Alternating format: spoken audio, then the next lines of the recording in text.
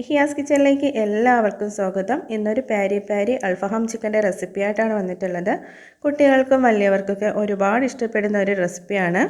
അപ്പോൾ നിങ്ങൾ വീഡിയോ ഒന്ന് സ്കിപ്പ് ചെയ്യാതെ കണ്ടു നോക്കുക. കാണുന്നതിനോടൊപ്പം തന്നെ ലൈക്ക് ചെയ്യാനും ഷെയർ ചെയ്യാനും സബ്സ്ക്രൈബ് ചെയ്യാനും കൂടി നിങ്ങളൊന്നും മറന്നു പോകരുത്. അപ്പോൾ നമുക്ക് ഈ ഒരു പാരി പാരി അൽഫഹാം ചിക്കൻ എങ്ങനെയാണ് ഉണ്ടാക്കുന്നതെന്ന് ഒന്ന് നോക്കാം.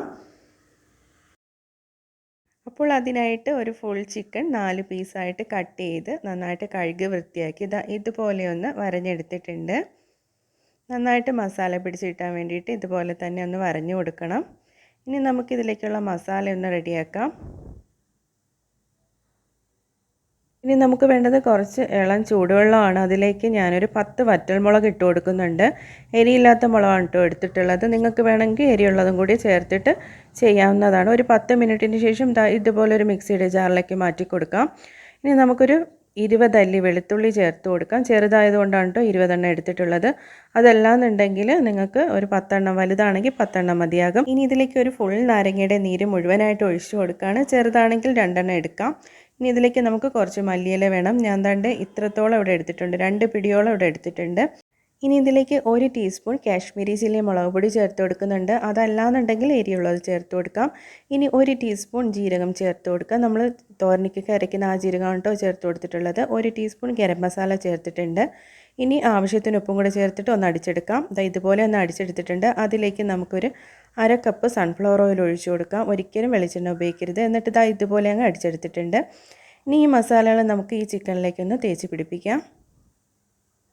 അപ്പോൾ ചിക്കൻ നന്നായിട്ട് വരഞ്ഞ ഭാഗത്തേക്ക് ഇതുപോലെ തന്നെ അങ്ങ് തേച്ച് പിടിപ്പിച്ച് കൊടുക്കുക. എന്നാലേ ആ ഒരു ടേസ്റ്റ് കിട്ടത്തുള്ളൂ. നന്നായിട്ട് ചിക്കനിൽ ആ മസാലയൊക്കെ ഒന്ന് പിടിച്ച് കിട്ടണമെങ്കിൽ ഇതുപോലെ തന്നെ അങ്ങ് തേച്ച് കൊടുക്കണം. അപ്പോൾ ഇതുപോലെ മസാല നന്നായിട്ട് തേച്ച് പിടിപ്പിച്ചതിന് ശേഷം ഞാനിവിടെ ഒരു ദിവസം ഫുള്ള് ഫ്രീസറിൽ വെച്ചതിന് ശേഷമാണ് ഇതൊന്ന് ചെയ്തെടുക്കുന്നത്. എന്നാൽ മാത്രമേ നന്നായിട്ട് ചിക്കനിൽ അതിൻ്റെ ആ ഒരു മസാലയുടെയൊക്കെ ടേസ്റ്റ് പിടിച്ച് കിട്ടത്തുള്ളൂ. അപ്പോൾ അങ്ങനെ ചെയ്യാൻ നോക്കുക. അതല്ലാന്നുണ്ടെങ്കിൽ ഒരു മാക്സിമം ഒരു 6 മണിക്കൂറെങ്കിലും ഇതിൻ്റെ ഒന്ന് അരപ്പൊക്കെ പിടിക്കാൻ വേണ്ടിയിട്ട് നിങ്ങളൊന്ന് മാറ്റി വയ്ക്കണം. ഉടനെ ചെയ്യാൻ നിൽക്കരുത്. അപ്പോൾ ഇതാണ്ട് ഇതിവിടെ റെഡി ആയിട്ടുണ്ട്. ഞാൻ ഇനി ഇത് ഫ്രീസറിലേക്ക് മാറ്റുകയാണ്. ഫ്രീസറിൽ നിന്ന് പുറത്തെടുത്ത് വെച്ചിട്ടുണ്ട്. തണുപ്പ് പോയതിന് ശേഷം നമുക്കിനി ഇത് കുക്ക് ചെയ്തെടുക്കാം. അതിനായിട്ട് ഇതുപോലൊരു പാൻ അടുപ്പത്തേക്ക് വെച്ചിട്ടുണ്ട്. ഇനി നമുക്ക് അതിലേക്ക് എല്ലാ പീസുകളും ഇതുപോലെ അങ്ങ് വെച്ച് കൊടുക്കാം. ഞാനിവിടെ ഫുൾ പീസും ഇതിലേക്ക് വെച്ച് കൊടുക്കുകയാണ്. അപ്പോൾ ഈ ഒരു സമയത്ത് തീയൊക്കെ കുറച്ച് വെച്ച് കൊടുക്കാൻ നോക്കുക. അല്ലെങ്കിൽ പുറമേ കരിഞ്ഞിട്ട് ഉള്ളു വേവാതെ ആയിപ്പോവും. അതൊക്കെ ഒന്ന് ശ്രദ്ധിച്ച് ചെയ്യുക. അപ്പോൾ എല്ലാ പീസും ഇതിലേക്ക് വെച്ച് കൊടുത്തിട്ടുണ്ട്. ഇനി ഇതിലേക്ക് നമുക്ക് ആ ഒരു പാത്രത്തിലിരിക്കുന്ന ബാക്കി മസാലയൊക്കെ അതിൻ്റെ പുറത്തായിട്ട് ഇതുപോലെ അങ്ങ് തേച്ച് കൊടുക്കാം.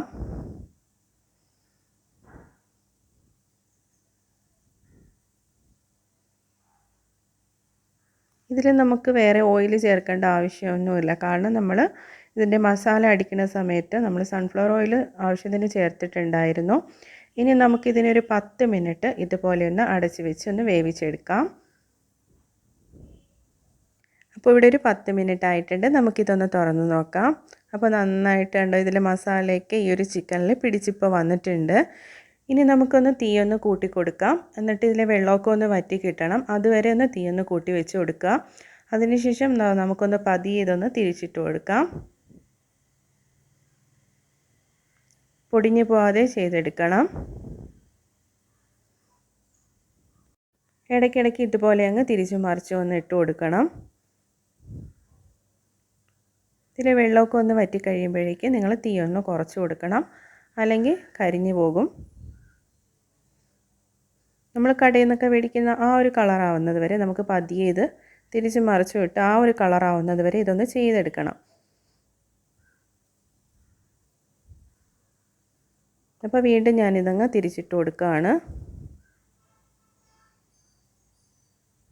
അപ്പോൾ ഈ മസാലയൊക്കെ നന്നായിട്ട് ഇതിലേക്ക് പിടിച്ച് വരണം. അതുവരെ നമുക്ക് ഇതുപോലെ തന്നെ അങ്ങ് ചെയ്തെടുക്കാം.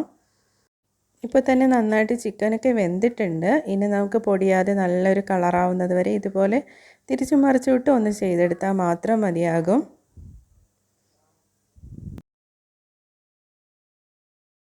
ഇപ്പോൾ ചിക്കനിലെ വെള്ളമൊക്കെ വറ്റി വന്നിട്ടുണ്ട്. ഇടയ്ക്കിടയ്ക്ക് ഇതുപോലെ ഒന്ന് ചെയ്ത് കൊടുക്കുക. അപ്പോൾ അടിക്ക് പിടിക്കാതെ ഇരിക്കും.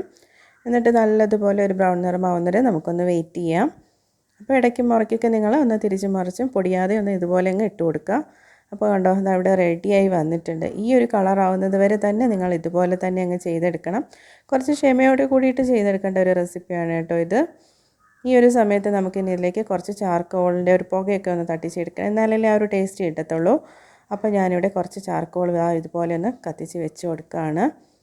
ഇനി ഇതിലേക്ക് നമുക്ക് കുറച്ച് ഓയിൽ ഒഴിച്ചു കൊടുക്കാം. നല്ലൊരു പുകയൊക്കെ വരാൻ വേണ്ടിയിട്ടാണ് കേട്ടോ നമ്മൾ ഇതിലേക്ക് കുറച്ച് ഓയിൽ ഒഴിച്ചു കൊടുക്കുന്നത്. അത് ഏത് ഓയിൽ വേണമെങ്കിലും നിങ്ങൾക്ക് ഒഴിച്ചു കൊടുക്കാം.